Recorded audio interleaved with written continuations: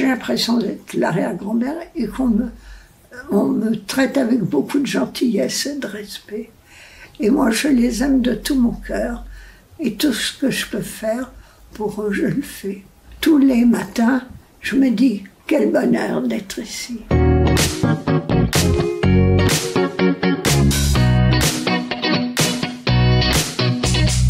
La résidence Fabrice Cayol est une résidence bigénérationnelle, c'est-à-dire qu'elle reçoit en même temps des seniors et des jeunes, donc qui sont soit étudiants, soit jeunes travailleurs. Donc chacun a son appartement, donc vit de manière autonome et partage des espaces communs et des moments communs ensemble. Donc ici, c'est ma chambre étudiante. Ça m'apporte surtout, bien sûr, de l'amitié, surtout avec la doyenne, Michel, que je vais souvent voir pour savoir si elle va bien. Michel, comment allez-vous? Je dis même que c'est ma nièce d'adoption. On a même passé les Noëls ensemble.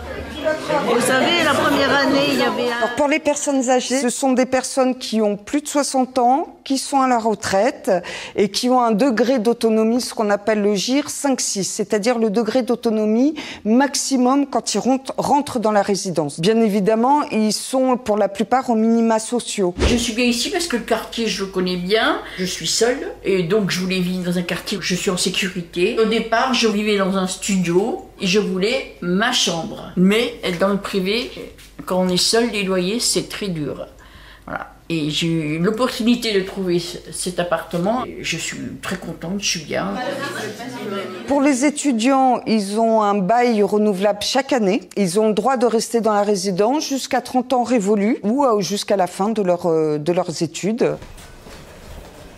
L'habitat inclusif, l'intérêt, c'est de proposer d'autres solutions pour que les personnes handicapées ou les personnes âgées puissent vivre, si elles le souhaitent, chez elles, en n'étant pas isolées, en vivant avec d'autres, en partageant une vie sociale avec d'autres, alors avec d'autres habitants qui font ce choix-là aussi. La CNSA soutient financièrement ces projets, soutient le déploiement de l'offre en attribuant un soutien financier pour l'aide à la vie partagée.